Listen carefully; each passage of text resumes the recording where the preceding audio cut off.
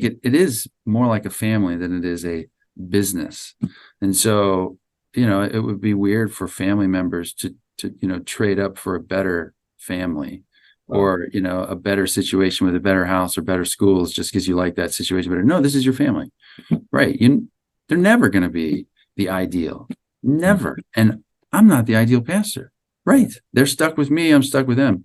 And I know that's not forever, but I do think that there's something to this, the family thing where, I'm going to stick with them. Jesus sticks with me.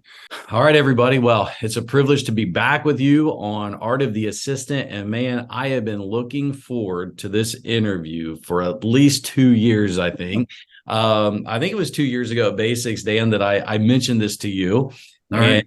And then ended up sick with Crohn's and it didn't happen. And so now back and running with Art of the Assistant again. And here we are. And I'm just so thankful to have my brother and friend Dan on the podcast with us. He serves as assistant pastor at Parkside and serves there with Alistair Begg. And I just can't wait for him to talk about it being an assistant pastor, what that means, what that looks like at Parkside. Obviously, we'd be amiss not to let you hear a little bit of what Alistair is like. I heard Danny's just a dull character, not interesting to be around at all. And you can tell us a little bit about that as well. But Dan, welcome to Art of the Assistant, man. And I think if one day we get that book out, you are this book. You've served many years as an assistant pastor. You've been through, I know, a lot of transition and change. And we're just here to hear your story. And if you just want to tell us a little bit about yourself, your family, and then just kind of get in and how you landed at Parkside and how your calling, how God took you from a member of the church to now a member of the staff. Yeah. Glad to. And it's a privilege and a pleasure for me to be on the show with you. I grew up going to church. My parents took me to church in a Baptist church in Cincinnati, Ohio. And as I think about my family of origin, all of my siblings that I grew up with, they were exposed to all of that stuff. And I think some of them may be believers, but the siblings that I grew up with, you can't really tell. And I know some of them are not believers, but for some reason, I look back at the way that God led me to tell my parents that I want to accept Jesus, and they took me to see the pastor. I was really intimidated. I don't know if this is a good prescription for how to do this, but they took me to the pastor, and we went into like their boardroom, and it was dark, but God he just inclined my heart toward him. I look back, and that's the only way to explain it. Amen. That's right. I think when I was really young, I told my mom that I wanted to be a pastor. Like 7, but then I think it changed to missionary at some point. Okay. But then I got into sports and forgot all about that. Sports was my life. Yeah. And God used that. I played football in college at a small school, and was that in Ohio or Michigan? Okay. Adrian College, Division III. Okay. I was a quarterback, and I separated my shoulder my senior year.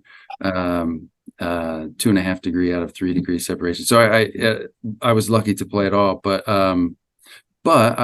they actually moved me to wide receiver, and I started for 3 years, which was, that was unique to be able to start as a sophomore, but it gave me a platform, and I had a Bible study, and I saw guys from the football team trickle in, and some would stick, some wouldn't, but there was just every year there was a few guys that would come to faith. And I thought, this is amazing. Like, whoa. And I was involved in Campus Crusade for Christ. I said, as I was nearing my senior year, I thought, I could do this and get paid for it. That would be amazing. And there was a lot of prayer and a lot of wise counsel that went into that, but I just felt like God was calling me into ministry. Okay. And then I felt like, well, all my experiences are with Cru. It would make sense that I would go with Cru. As I look back, kind of like at the memorials, kind of like in Israel, the memorials that God has placed in my life, they line up and kind of point in this direction. So I went on staff with Campus Crusade for Christ. Got married just before that. Okay. To my high school sweetheart.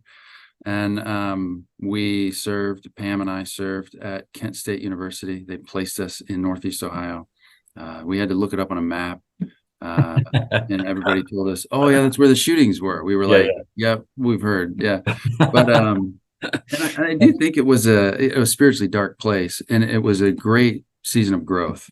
Mm. I'm an introvert by nature, Yeah. but having to raise support and then go on campus and just share Christ, and then get to know guys and lead Bible studies, and then speak at our weekly meetings. It was great, and we saw that ministry grow a ton. It was really exciting. Mm. But during that process, I was on staff for 10 years. The Wow. last 5 years was just this gradual growing desire. As I was getting my seminary degree, I'm studying the Bible, and I'm like, Yeah. people need to know this stuff. And in college ministry, I'm just doing evangelism and just the essentials of discipleship, like don't sleep with your girlfriend and walk with Jesus. But, and so I had this burden to teach the Bible as I'm learning it. And right around that time, the director of ministries here, Jeff Mills, he sees that I'm really excited about being involved in any way I can. And he taps me on the shoulder after a Sunday evening service, and he says, have you ever considered church ministry? And it's like, yes, I've been thinking about that. And so for several years, I would talk with him and another guy, Scott Kennedy. Scott Kennedy planted a church, and now they're independent, but Shoreline up in Willoughby. But Scott and I would talk, and then every several months, Jeff and I would talk, and we would just pray. Okay. But God did something in those meetings. Every meeting, I remember feeling a little like a smaller degree of clarity as to direction and things. And so you're attending Parkside at this time? Yeah. You're working with crew at Kent State and attending that. Yeah. Okay. I'm a member at Parkside, teaching in, for some of the pastors when they're not around, those kind of things, being involved. And I finally get to the point where I'm like, yeah, I sense pretty clearly that God is calling me to pastoral ministry. And they concurred. And they said, well, let's see if we can have you talk with Alistair. And I said, I would love to work here at Parkside. This is, the teaching here at Parkside has changed my life forever. I said, I'd be a janitor here, whatever it takes. It's my church family. And so they asked Alistair, and he said, no.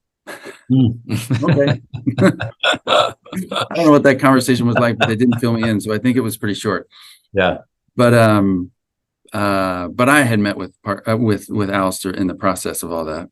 Okay. And he was very gracious and kind. But so I started sending out my resume and interviewing with churches.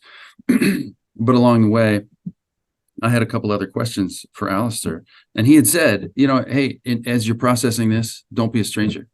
Yeah, so I came up to him after an evening service, and I said, hey, remember how you said don't be a stranger? Well, I've got some more questions. So we sat down again, and eventually he said, well, if we feel like this guy is called, why don't we train him for a couple years and then send him off and confirm his calling, give him some objective voices. So that's what they did. And that started in 2005. And never looked back. There was a guy that left staff shortly after that to be a senior pastor somewhere. And so I just kind of slid into that spot. Wow. And it was interesting because one of my closest friends with crew, he had become a senior pastor. And I told him, I think God's calling me to be a pastor. And he knows me really well. And he said, okay, Dan, I wouldn't say that you're naturally a super gifted leader or communicator. Are you sure? Are you sure you're called to be a pastor? And I looked at him and I said, I know. I know. I don't have these flaming gifts of leadership and teaching, but I feel like God's calling me to do this. Wow. He's like, okay, great. And over time, as every year we would do an annual review after, being on staff here. And every year it was, do you think you senior in the future? And it was always, I don't know. And they said the same thing. Maybe.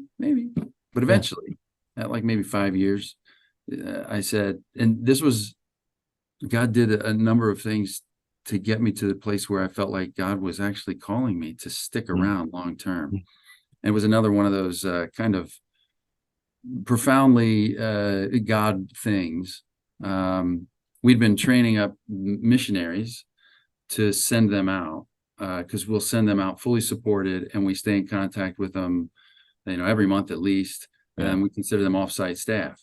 Well, I was one of the main guys who was discipling and preparing these missionaries. And now when they need me most, would I leave? That doesn't seem right. Just so I can advance my career, no, I got to be called to leave, but it was my good friend, Rick, who is the one that said, "Are you sure you're called to be a pastor?" He said, "Hey, would you consider being my right-hand man?" And I thought, this is about as an ideal situation as I could imagine. And so it was really, it crystallized in my mind as I was thinking about our missionaries, feeling like, no, they need me. These are my friends. They've worked here, and because we bring them on staff for a season, they work with us for 2 or 3 years, and then we send them out. They kind of need me. And then it grew into, as I continued to pray, I said, I think Jeff Mills needs me. And it wasn't because I'm so important. That was just I think God wants me to help him. And at the same time realizing, I think God has gifted me with a desire and an ability to support and come alongside.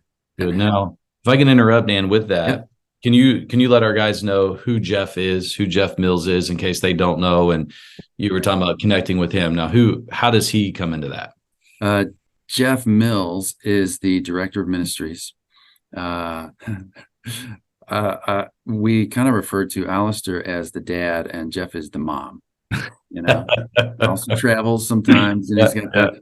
But Jeff keeps the house running while he's gone. And Jeff was a senior partner at Arthur Anderson, one of the big 3 accounting firms, and he actually wrote their leadership development curriculum. Wow. He's a world-class leader. But the most amazing thing is how he submits to Alistair, and he comes alongside to support and help Alistair. It's amazing. But so they actually hired Jeff fairly early in Alistair's career here, when the elders said, you have to find somebody to cover the things that you're incompetent in, or this is not working. And Alistair has said that, and he means it. And so they hired Jeff to do some of those things, and it just the way they work together is amazing. That's great. So I've learned a lot about how to support and submit to your leader from Jeff, because he does it all the time. But he's an amazing, strong leader in his own right. So that's who Jeff is. Okay, good. So you're there, and you're just like, okay, Jeff needs me, and I just see my role developing even more here at Parkside. And so in a matter of about a year, all those things I'm processing through, and then lastly, and I'm not an extremely forward-thinking guy. I'm not the guy that comes up, I've got a vision for the next 10 years of my life. Not really. It's pretty vague, and I'm just doing the next thing. But and I recognize that as a weakness in a lot of ways. But in this situation, it was like God said, and Dan, realize that in 10 or 15 or whatever years, there's going to be a major transition at Parkside Church.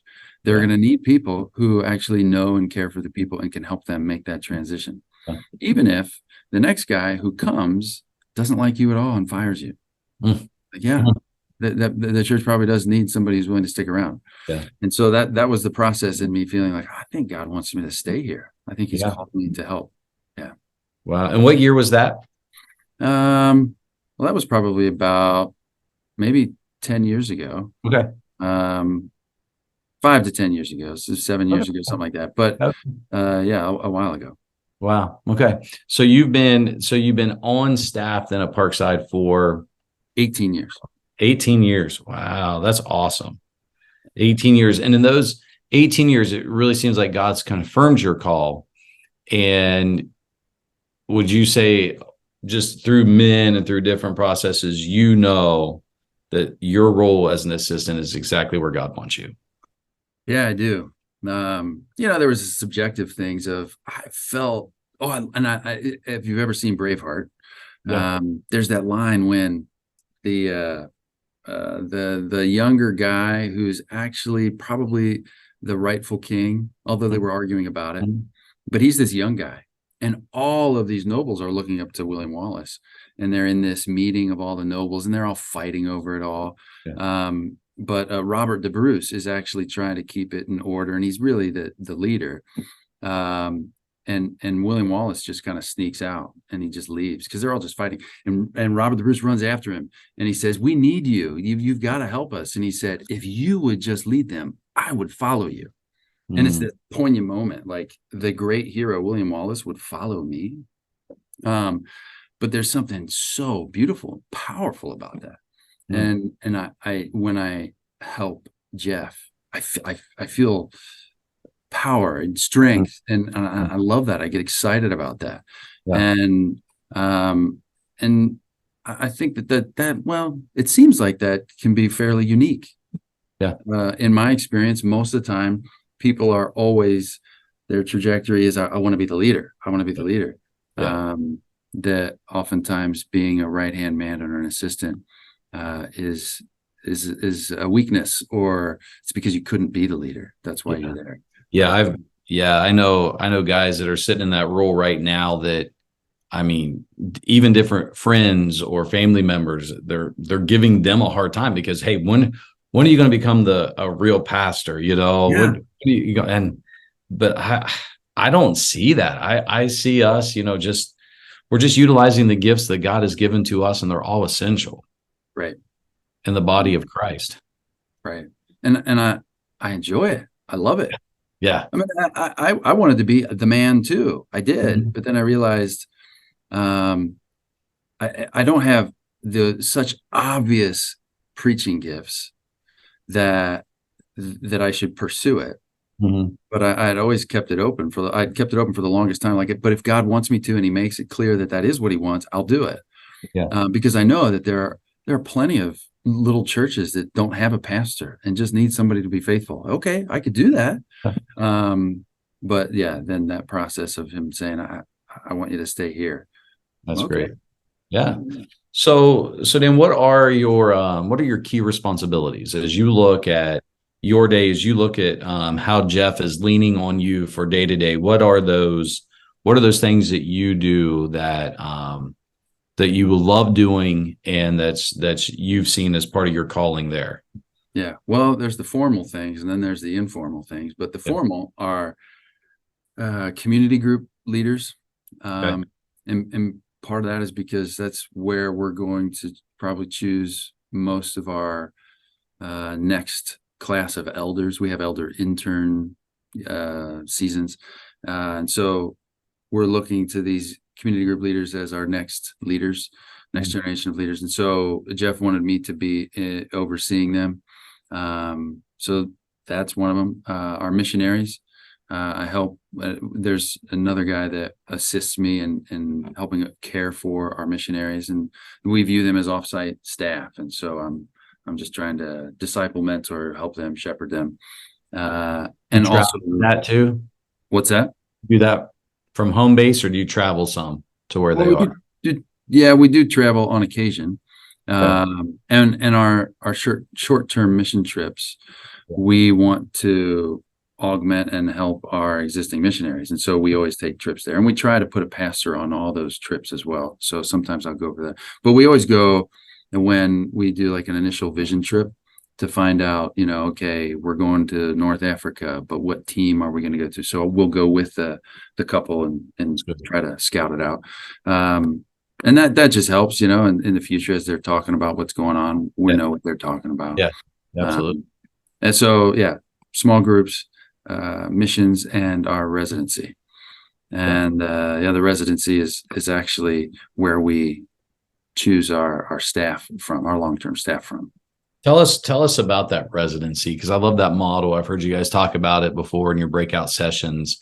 How does that work, and how long is it? And even maybe some guys are listening, Dan, they're like, hey, I feel like I jumped right into ministry and I'm not ready, and I feel like I need a residency, or I need to learn, from these guys. Tell us a little bit about that program and even how they could jump in. Yeah. Right. Well, it's designed for younger guys who they're kind of a blank slate, and that kind of thing, and we can kind of shape and shepherd them. But the residency is a 12-month thing, and we usually hire 3, usually for the school year, so August to August, that kind of thing. And they come in, and we really want to mentor them and disciple them. And we want them to be exposed to all the ministries. We're not just, hey, we have a need in children's, so let's get a resident and meet that need. No, this is to develop pastors. So we want to give them all the at least touch all the ministries. And so they'll have 4 months with 3 pastors, 2 or 3, and then rotate to the next 2 or 3 pastors and the next 2 or 3 pastors. But we've tried really hard to make sure that there is a heavy teaching ministry in each of those rotations, so that they can be teaching weekly. And they'll like one of the residents just taught in my class 2 weeks in a row, and we sat down and we look at his outline, and he walks through it with me beforehand, and then we talked about how it went afterwards. And then he gets to do it again. And so it's amazing how getting feedback from your sermons, and when you think about it, it's surprising that there are so many guys out there who just jumped in and they're preaching and no one has ever given them any feedback. It can be scary, but it's so helpful. Absolutely. Have a guy walk through, you realize that your train of thought or your outline, it doesn't really reflect the flow of the passage, and here's why, all those things. It can be really, really helpful. And to see all of our residents when they first teach to when at the end of the year, just 1 year, amazing change. It's just phenomenal. And so, we want to focus on exposure to all the ministries, mentoring them, and a lot on teaching. And we really want to come alongside them and help them know, are you actually called to this? And then we really work hard to help them find the next spot. But as I said, they have like almost half of the guys that we've had as a resident, we bring on staff full time. And even those guys, we're actually preparing to be senior pastors. Right. We're not just trying to keep them forever. We want to. Right. That's really good. So when you're looking at are you looking for guys that have got seminary? You looking for guys that have an undergrad, or just, do you have any requirements along those lines? It's a great question. We started just by going after guys who were finishing undergrad, because we thought, humble, teachable, blank slate, let's start there. But we also realized that oftentimes it's really helpful to have some older guys who have gone through seminary. Maybe they've been married a couple years. There's a difference. And so, but we do either, because we can tailor it according to where they're at. But on occasion, this has happened twice. We've hired guys who don't even have their bachelor's degree. Because and one guy who he didn't have his bachelor's degree. He'd started his freshman year and dropped out, but he had a bit of a prodigal son scenario early in his life, around that time, and God got a hold of his life and radically changed his life. And that's when he decided, I think God wants me to go into ministry.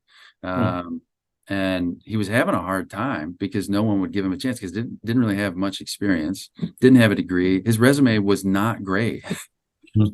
But we interviewed him, and I think one of the guys that interviewed him said, maybe might be a diamond in the rough, that kind of thing. And then our second interview process is, because we'll do a lot of phone interviews, the second interview process is we just bring like there's 2 or 3 days where we have 3 candidates each day, 3 or 4 candidates each day, and they stay here the whole day. And from like 8:30 to 9:30, they meet with 2 pastors, and then the next hour they meet with the next 2. So it's very relational. It's just, tell us your story, let us get to know you. And we loved him. He was great. And we did think he was a diamond in the rough.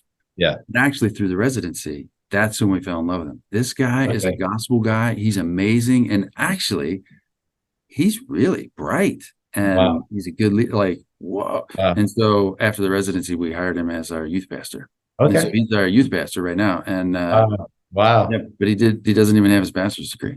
That's fantastic. That's awesome. I love that story. Well, that's great. So is the application on the church website, or where could guys find information on that?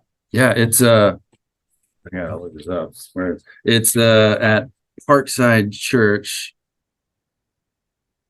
No, it's parksideresidency.com. Okay. Okay. There you go. Parksideresidency.com. ParksideResidency.com. Awesome. So let's talk about this 18 years, Dan, that you've been there.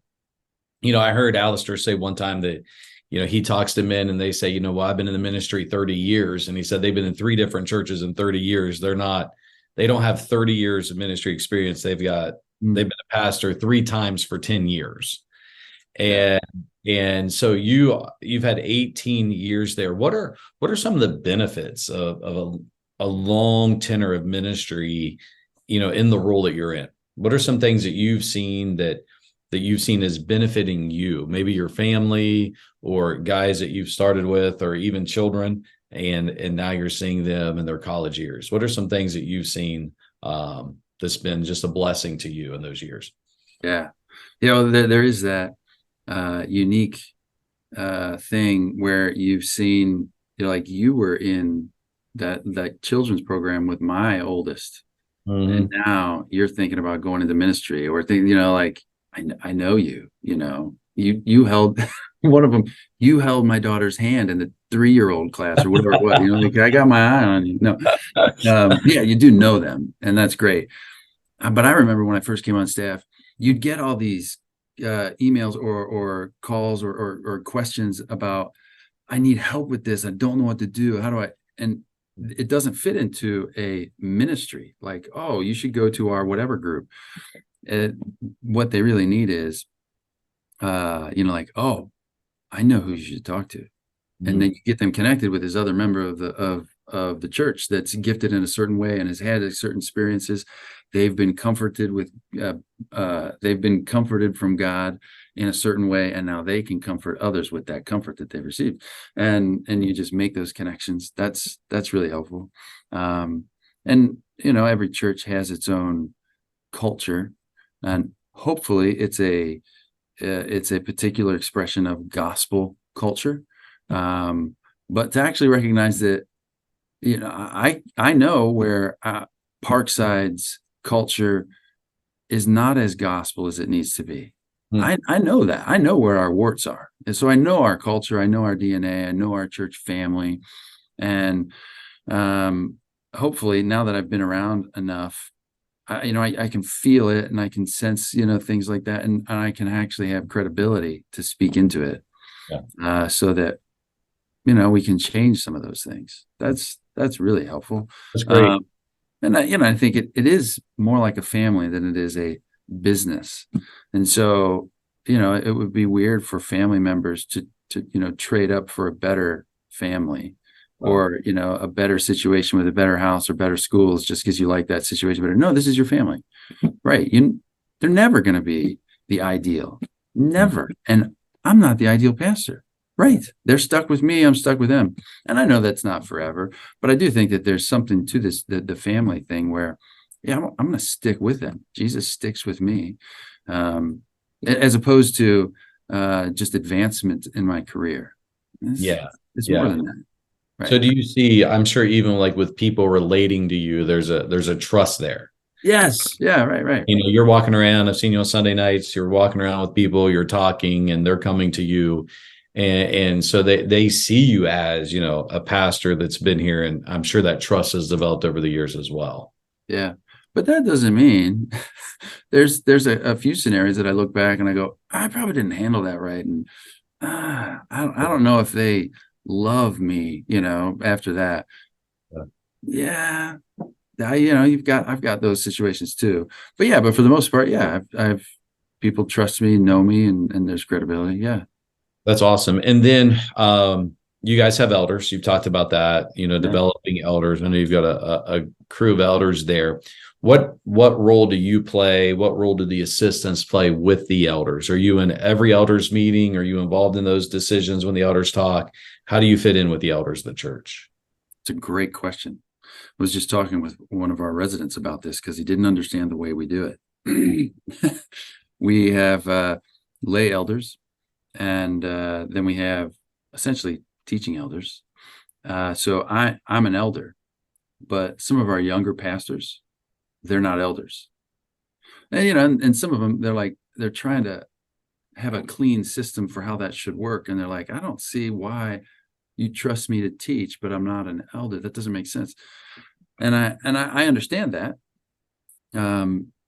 I can understand why they would think that and say that. But I try to explain to them, yeah, we can vet your teaching and know, as we've watched you through the residency and now have watched you in your class, you can teach the Bible. You've always been faithful. You get it.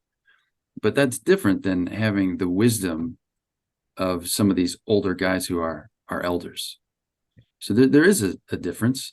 And so we don't, some of our pastors are not elders. Yeah. But then some are. Yeah, the guys who've been here for a while.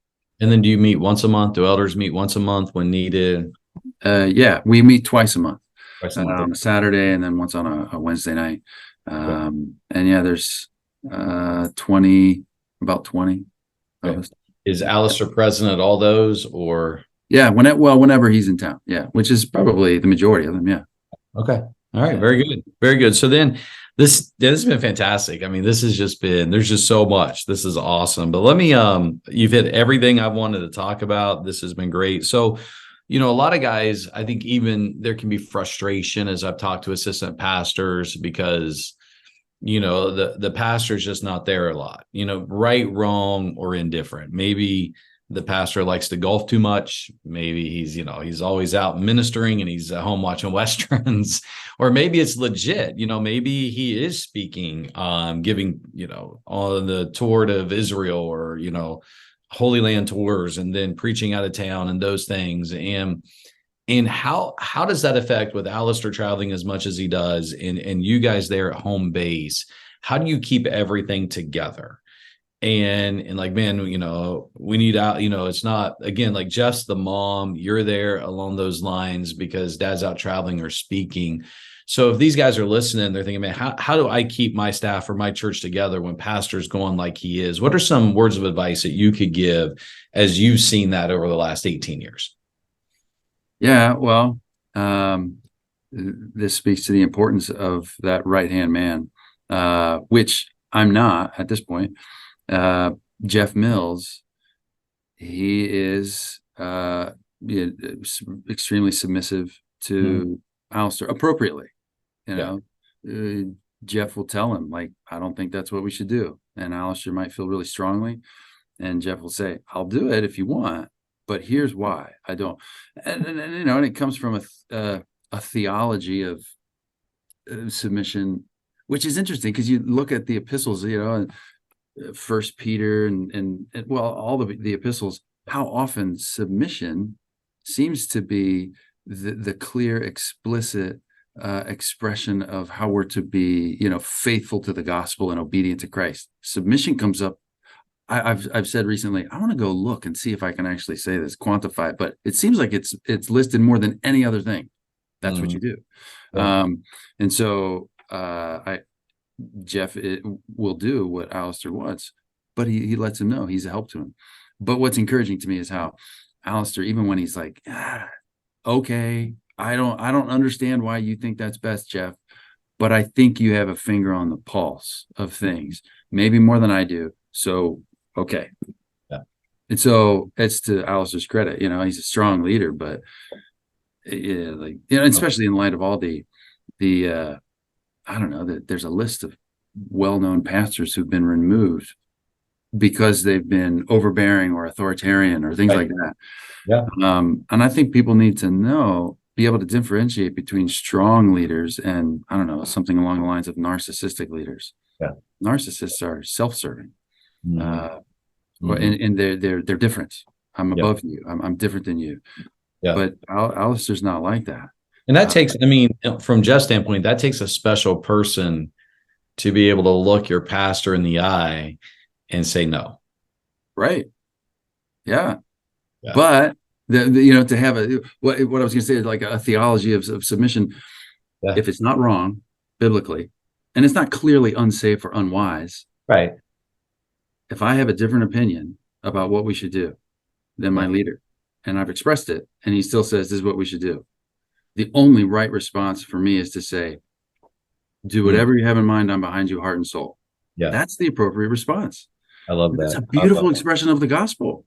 Yeah. And I see that played out. Jeff does it, and he encourages us to do it. And Yeah. but we have a lot of autonomy. Yeah. Like a narcissist has a hard time delegating. Yes. Alistair has no problem delegating, Mhm. and he trusts us to run our ministries. And he has no problem telling people he delegates. He Yeah, doesn't take right. credit for it, you know. And Yeah, he that's can't. He knows he can't do that, and he knows he's got certain gifts and not other gifts, yeah. and he's not afraid to admit that. But I Yeah. remember one time when Alistair and Jeff were both gone, and I was trying to make a decision about this parenting class we were doing, and so I talked with one of the other pastors, who was older. He's gone and planted a church now, and I was like, Matt, what do you think I should do? Like, should I do it on a Sunday? And so our whole conversation was about, well, I remember Alistair mentioning one time that he didn't want it to be like this. And Jeff mentioned one time that he didn't want these kind of topical things to get in the way of our Sunday morning group. So what did my leader want? I've heard that. What does my leader want? That's what we were talking about. What do my leaders want? Okay, that's what I'll do. It was not, what do I want? It was, what do my leaders want? And that's how you submit. And that and some of that too goes back to what we were talking about long term. You can't really know what your leader wants until you've been there for an extended period of time. Right. You know, Yeah, especially if he's learned their traveling. heartbeat. Yeah, you've learned you know what they're going to say. Well, I can tell you, you know, if a resident comes in and says, "Hey, I'm going to talk to Jeff about this," and you're going to be able to say, "Well, I'll tell you what Jeff's going to say." Yeah, right. You've That's been why a lot of them come to me. Yeah. Right. And Jeff and Alistair both are very busy. And so, and some of the older guys who are, you know, because our structure is not that it's ever written out, but it's Alistair, Jeff, and then everybody else. Mhm. But there are guys who've been here longer, and you know, naturally. And so some of us who've been here longer, like Danny Shalero, he's one of the guys who's just recognized for his preaching gift, but he's an amazing leader. Yeah. But he was willing to stay in the youth ministry for like the last 10 years because we needed somebody. Every time we hired somebody, then they would leave, you know. But I heard him do a session. I didn't get to talk to him much, but he just seems like he has that charisma. He's just a fantastic. But he's so humble. He's so humble.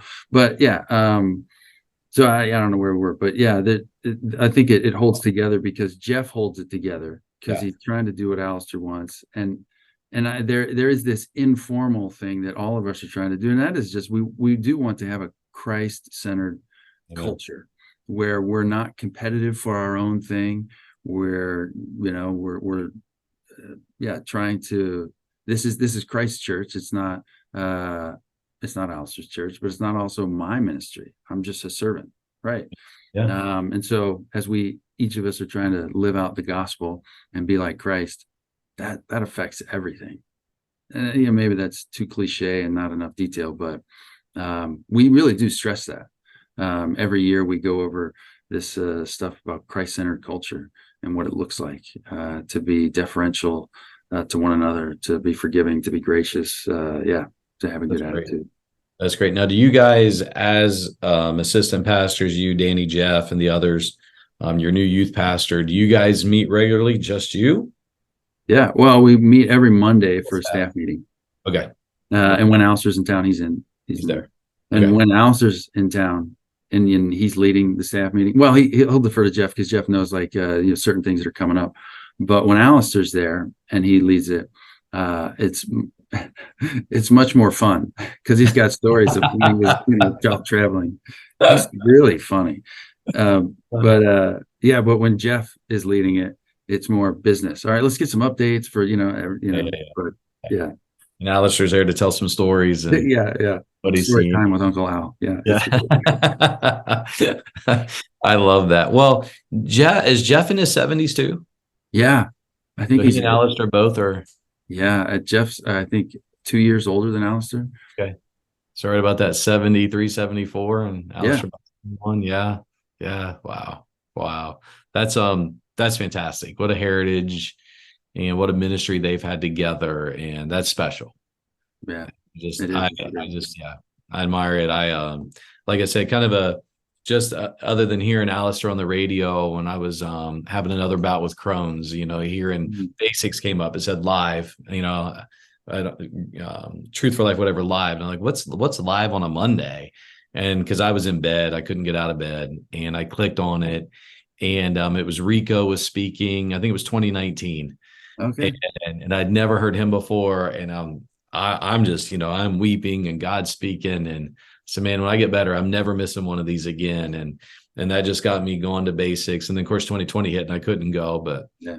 The last couple have just been fantastic, and I just again thank you for. I know that's a lot of work for you guys. That's what 1,500 pastors coming in, and Whew. yeah, But it really is exciting. We love it. We yeah. have to Well, take, and even your church people. I mean, this is off topic, but I mean, hey, I assume you guys are here for the conference. We've been praying for you, and it's like, wow, that's special. That's really neat. yeah. It's amazing to see our church just love to serve guys. Yeah. When they come. It's really and from the food to, I mean, just everything's fantastic. 1,500 pastors, the bathrooms are always clean. It's just, you guys do a top notch. It's just it's a great conference. And I'll put that plug in now. If you are listening or watching and you've never been, put it on your calendar. That's one you need to go to. Yeah. And it's great. I just love the area. Of course, I'm an Ohio boy, so of course I do. Yeah. But man, speaking of Ohio, you guys have got a big day today with an election, don't you? Yes. Today. Yeah. The abortion issue is on the ballot. So we've encouraged. Yeah, we've even said to our people, this isn't an issue of politics. We don't want to get involved in politics, but this is a moral issue. And so we've said, we should vote no about this. But so it is a big day. But this has been great. Thanks so much for reaching out and allowing Fantastic, man. Thank you. I loved hearing your story, and again, I just appreciate what you're doing, and it's awesome. It's just we just need to hear more of it. I think I want guys to be encouraged that they don't always have to be looking. I mean, God can use you mightily right where you are. Yeah. I think I heard it at a basics. It was one of the Scottish guys that Alistair had invited to speak. One of the no-name guys. Some of those guys, best. Oh, I know. Absolutely. Yeah. But he said, he was quoting somebody that I'd never heard of. He said, go where you're sent, do what you're told, stay where you're put. Wow. Until God makes it clear otherwise, that's what I'm going to do. Man, that could be on a wall, couldn't it? I mean, right. That's amazing. I love that. Yeah, that's the other thing about basics. I tell people is that you're going to hear people you don't know, you've never heard of, and they're coming from a culture that's not our culture, that just brings the word of God to life in a different way. It does. Yeah, and this year, Rico Tice is going to be back again. Yeah, I'm excited. Yeah. Sinclair, yeah. So it'll be great. I've already got my Airbnb reserved. Nice. I think I'm taking five or six of us from church are coming. So great. All my staff and a couple of my elders in training. So nice. Yeah. So excited to have them with us and be able to do that. So Dan, thank you, my brother. This has been fantastic. Thank you for getting on with us. And I'm going to speak on behalf of Dan that, guys, if you're listening and you got a question or two, his heart is assistant pastors, and I'm sure Dan, you're willing to answer any questions they might have. Yeah. And I'm really looking forward to your book coming out. When do you know? It's in the process. Yeah. I'm hoping next year that's Art of the Assistant comes out and we get rolling with that. So I'm really looking forward to that. We'll definitely talk about that together. I want your input and insight on it, and that'd be great. What God does. So, all right, man. Well, I'm gonna again thank you for coming, and just look forward to seeing how God uses this in the lives and the hearts of assistants. And if this could be a blessing, or it can be an encouragement to someone else, we'd love to have you pass it on and share it with anyone who's serving in that realm of ministry. Thanks again, guys, for joining Art of the Assistant. But I want you to know there's many more resources available than just this podcast. I would encourage you to go to our YouTube channel where you can watch this video live that I did with Dan and take advantage of our social media post. Facebook not only has a page, but we also have a members group that has some inside information other guys share, and I just know it'd be a blessing and encouragement to you. So check us out on social media, check us out on YouTube, and thank you once again for joining us on Art of the Assistant.